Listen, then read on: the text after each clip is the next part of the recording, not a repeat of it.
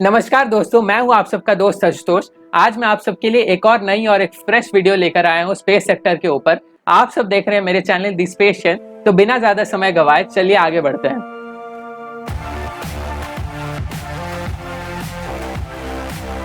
Recently दोस्तों एक नई फिल्म की ट्रेलर रिलीज हुई है, रॉकेटरी द नंबी इफेक्ट। हाँ दोस्तों, मेरी आज की ये वीडियो इसी मूवी के ऊपर बेस्ड है। नॉट एग्जैक्टली मूवी के ऊपर, मगर ये मूवी जिसके ऊपर बेस्ड है, एस नंबी नारायणन सर, उनके ऊपर मेरी आज की ये वीडियो बेस्ड है। नंबी सर एक बहुत ही ज्यादा प्रोमिनेंट इंडियन साइंटिस्ट थे और एक एरोस्पेस इंजीनियर थे, जिनकी कॉन्ट्रीब्यूशंस हमारे इसरो और हमारे इंडियन स्पेस सेक्टर के ऊपर बहुत ही ज्यादा प्रोफिशिएंट थे। मतलब हमारे इसरो और हमारे इंडिया को बहुत ही ज्यादा हाई राइज तक ये पहुंचाने में बहुत ज्यादा मददगार थे। नंबी सर का बर्थ 12 दिसंबर 1941 में हुआ था, नागरकोइल ट्रावनकोर में, जो प्रेजेंटली कन्याकुमारी डिस्ट्रिक्ट में है, तमिलनाडु में। उनका अर्ली एजुकेशन भी अपने डिस्ट्रिक्ट में ही हुआ था, डीवीडी हायर सेकेंडरी स्कूल से। तो आगे बढ़ते हुए मैं आप सबको नंबी सर के करियर के बारे में बताऊंगा।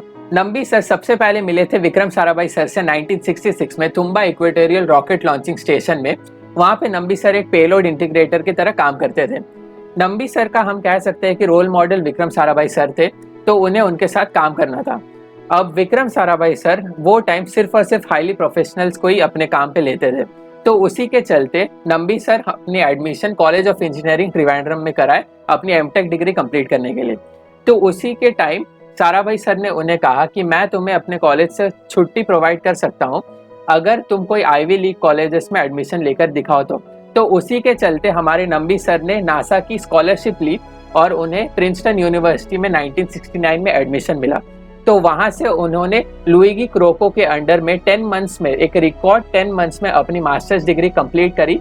उसके बाद उन्हें नासा में नौकरी तक मिल रही थी, बट उन्होंने नासा की नौकरी को ठुकराया। उसके बाद वो रिटर्न आए हमारे इंडिया पे, और उसके बाद वो भी expertise with liquid propulsion of rocket के साथ वो हमारे इंडिया पे रिटर्न आए, और बस उसके बाद रेस्ट ऑल इज हिस्ट्री। जब नंबी सर यूएस से रिटर्न आए इंडिया, तब इंडिया कंप्लीटली सॉलिड प्रोपेलेंट के ऊपर ही बेस्ड थी। तो नंबी सर वो पहले इंसान थे जिन्होंने इंडिया में लिक्विड प्रोपेलेंट इंजिन्स को या फिर लिक्विड प्रोपेलेंट फ्यूल टेक्नोलॉजी को इंट्रोड्यूस कराया अराउंड अर्ली 1970s में। वो बहुत पहले ही देख चुके थे कि इंडिया के रॉकेटरी फ्यूचर या फिर इसरो की जो फ्यूचर ह्यूमन सिविलाइजेशन मिशन है, सब कुछ पॉसिबल तभी हो सकता है जब इंडिया लिक्विड प्रोपेलेंट के ऊपर काम करना शुरू करे। तो हमारे नंबी सर उसके ऊपर काम करा। फिर स्टार्टिंग में लिक्विड प्रोपेलेंट मोटर्स को डेवलप किया उन्होंने, और उसके बाद अपनी पहली सक्सेसफुल 600 किलोग्राम्स की थ्रस्ट इंजन को भी डेवलप किया। और उसके बाद आगे बढ़ते बढ़ते और बड़े बड़े इंजन, अराउंड 2 डिकेड, मतलब अराउंड 20 साल काम करते करते नंबी सर अपने टीम के साथ और थोड़ी सी फ्रांस की मदद के साथ उन्होंने डेवलप किया विकास इंजन, जो ना ही सिर्फ एक बहुत ही ज़्यादा डेवलप्ड इंजन है, मगर इसे हम आज तक यूज़ करते आए हैं पीएसएलवी के सेकंड स्टेज में, इवन जीएसएलवी के सेकंड स्टेज में, और जीएसएलवी के 4 स्ट्रैप ऑन स्टेजेस में भी यूज होता है। ये वही विकास इंजन है जो हमारे चंद्रयान 1 को सक्सेसफुली हमारे मून में 2008 में पहुंचाई थी। अब इसके बाद 1992 में रशिया ने इंडिया के साथ एक कॉन्ट्रैक्ट साइन किया ऑफ 235 करोड़ एक टेक्नोलॉजी ट्रांसफर के ऊपर, जो उस टाइम यूएसए 950 करोड़ में दे रही थी और फ्रांस 650 करोड़ में दे रही थी। तो इसरो की राइज देखकर कुछ कंट्रीज को, मतलब यूएसए जैसे कंट्रीज को हजम नहीं हुआ और उन्होंने रशिया को धमकाया, और रशिया डर कर ये कॉन्ट्रैक्ट को कैंसिल कर दिया।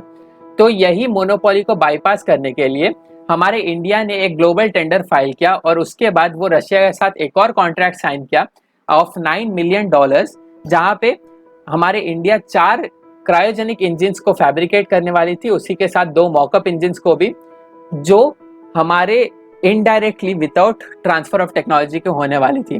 तो इसी के साथ हमारे इसरो को टेक्नोलॉजी भी मिल जाती और काम का काम भी हो जाता। मगर इसको देखते हुए, हमारे इसरो की राइस को देखते हुए, हमारे यूएसए जैसे भाई लोग ये सोचे कि इंडिया की राइस बहुत ज़्यादा बढ़ रही है और इंडिया को क्रायोजेनिक इंजन से दूर रखना ही ज़्यादा बेहतर होगा। तो उसी के साथ बहुत सारे इंटरनेशनल एजेंसीज दिन और रात काम करना शुरू कर दिए हमारे इसरो की डाउनफॉल के पीछे। और उसके बाद आया मेन चीज़, इसरो की स्पाइस स्कैंडल 1994 में, जहाँ पे हमारे नंबी नारायण सर को बहुत ही बुरी तरह से डिफेम करा गया। अब आगे देखते हैं उसके बारे में।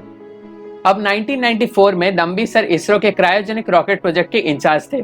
अब उसी टाइम नंबी सर को ये इल्जाम लगाया गया कि वो कुछ मिलियन डॉलर्स के लिए हमारे डिफेंस के बहुत ही ज्यादा वाइटल सीक्रेट्स जो रिलेटेड थे कुछ important flight test data, rockets और सैटेलाइट लॉन्चेस को लेकर, वो दो इंटेलिजेंस ऑफिसर्स मालदीव्स के जो थे मारियम रशीदा और फौजा हसैन, इनको सेल कर दिया कुछ मिलियन डॉलर्स के लिए। अब जब उसके बाद मारियम रशीदा को अरेस्ट किया गया इंडिया पे, तो उनके साथ कुछ रॉकेट्स के मतलब इसरो के कुछ रॉकेट्स के ड्राइंग भी मिला गया। तो और मारियम रशीदा इसका ये प्लानिंग कर रही थी कि इन ड्राइंग को वो पाकिस्तान को सेल करेंगे। अब सोचिए दोस्तों, जो इंसान नासा को छोड़कर इंडिया वापस आता है हमारे इंडिया को डेवलप करने के लिए, इंडिया को आगे बढ़ाने के लिए, उन पर ही देशद्रोही का इल्जाम लगा दिया। अब उसके बाद नंबी सर को 50 दिन के लिए जेल के कस्टडी में रखा गया, जेल पे अरेस्ट किया गया और उसी के साथ इंटेलिजेंस ब्यूरो के जो ऑफिशियल्स थे उन्हें बहुत ही ज्यादा mentally as well as physically torture भी करे। उसी के साथ नंबी सर ये भी क्लेम करते हैं कि वो जो ऑफिसर्स थे वो नंबी सर को ये फोर्स करते थे कि ताकि वो अपना इल्जाम अपने सीनियर ऑफिशियल्स मतलब जो अपने बॉस पे और director of liquid propulsion system centre के ऊपर लगा दे, ताकि नंबी सर बच जाए और इसरो का नाम डिफेम हो जाए। और जब नंबी सर इस पे रेफ्यूज कर देते थे तब उन्हें और भी ज्यादा टॉर्चर किया जाता था। अब उस टाइम इंडिया के बहुत सारे न्यूज़पेपर ब्रांड्स हमारे नंबी सर के बारे में गलत गलत आर्टिकल्स छापते थे और उसी के साथ लोग ये भी कहा करते थे कि यार ये आदमी कितना ज्यादा गंदा आदमी है, कुछ पैसों के लिए हमारे इंडिया के सीक्रेट्स को पाकिस्तान को सेल कर रहा है। और उसी के अगेंस्ट हमारे नंबी सर ये कहा करते थे कि यार मैं ऐसी कोई चीज कैसे बेच सकता हूँ जब वो इंडिया में एग्जिस्ट ही नहीं करती है। 1994 में क्रायोजेनिक इंजिन्स इंडिया में एग्जिस्ट नहीं करती थी। और उसी के साथ नंबी सर ये भी कहते थे कि यार मैं अपनी ही बनाई हुई चीज किसी को अनऑफिशियली क्यों बेचूं जबकि वो ओपन मार्केट में इजीली अवेलेबल है।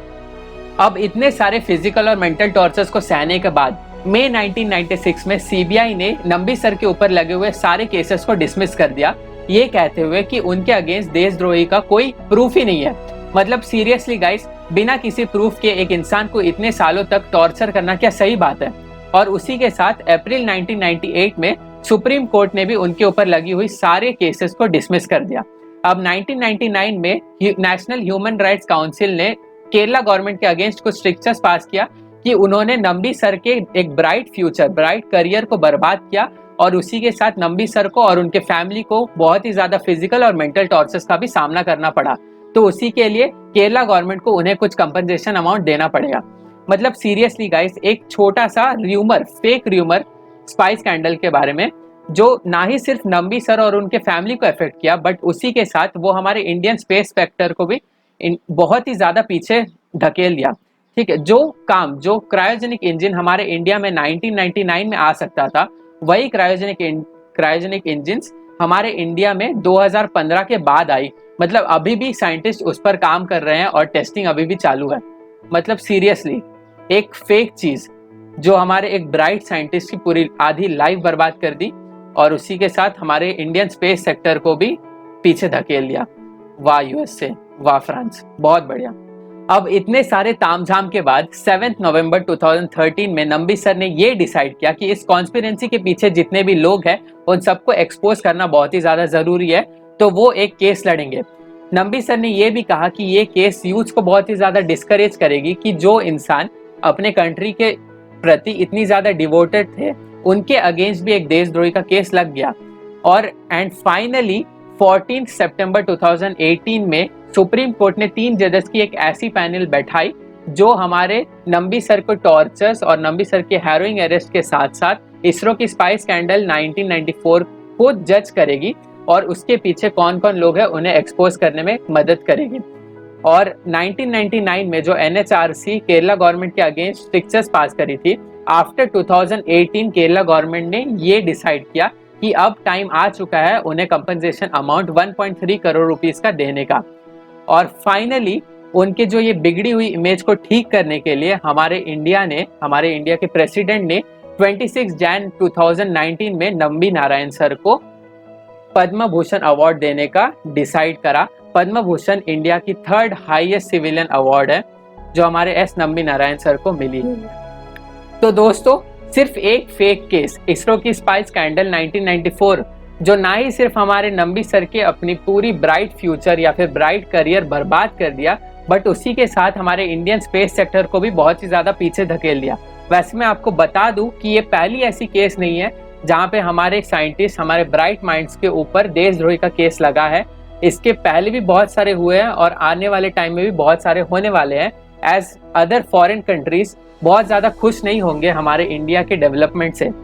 तो एक चीज़ बस बता देता हूँ कि आगे आने वाले कल में भी अगर आती है ऐसी कोई केस, साइंटिस्ट बनने के लिए बहुत ही ज़्यादा मेहनत करना पड़ता है और बहुत ही ज़्यादा पढ़ाई करना पड़ता है, और उसके पीछे देश के लिए प्रेम बहुत ही ज़्यादा इम्पोर्टेंट है। वो भी हमारे फ्रंट लाइन वॉरियर्स की तरह ही हैं जो दिन रात मेहनत करते हैं हमारे देश को डेवलप करने के लिए। तो यार दोस्तों, अगर हमारे साइंटिस्ट के लिए कोई ऐसी वापस कोई केसेस आते हैं तो प्लीज़ एक ही बार में अपने माइंडसेट को ऐसा मत बनाना कि यार ये तो देशद्रोही है। इसके पीछे जानना, अच्छे से केस को समझना, एनालाइज करना, उसके बाद ही कुछ कहना कि यार ये इंसान अच्छा भी हो सकता था, ये इंसान अच्छा है और इसे देशद्रोही का इल्ज़ाम लगा दिया गया गलत असर पे। ठीक है दोस्तों, मेरा बस यही कहना है कि नंबी सर की तरह कितने ही लाखों साइंटिस्ट आएंगे जो हमारे देश को डेवलप करेंगे, तो प्लीज़ उन सबको प्यार करना, उन सबको दिल से रेस्पेक्ट करना। और उम्मीद है कि मेरी ये वीडियो आप सबको पसंद आई होगी। आप सब इसे शेयर कीजिए, जितनी ज़्यादा हो सके शेयर कीजिए, जितने ज़्यादा दोस्तों को अपनी ये स्टोरी बता सकते हैं बताइए। और अगर पसंद आई है तो वीडियो को लाइक कर देना और मेरे चैनल दी स्पेशन को सब्सक्राइब कर देना। आप सबके लिए ऐसी वीडियोस लाते रहूँगा स्पेस से रिलेटेड। धन्यवाद।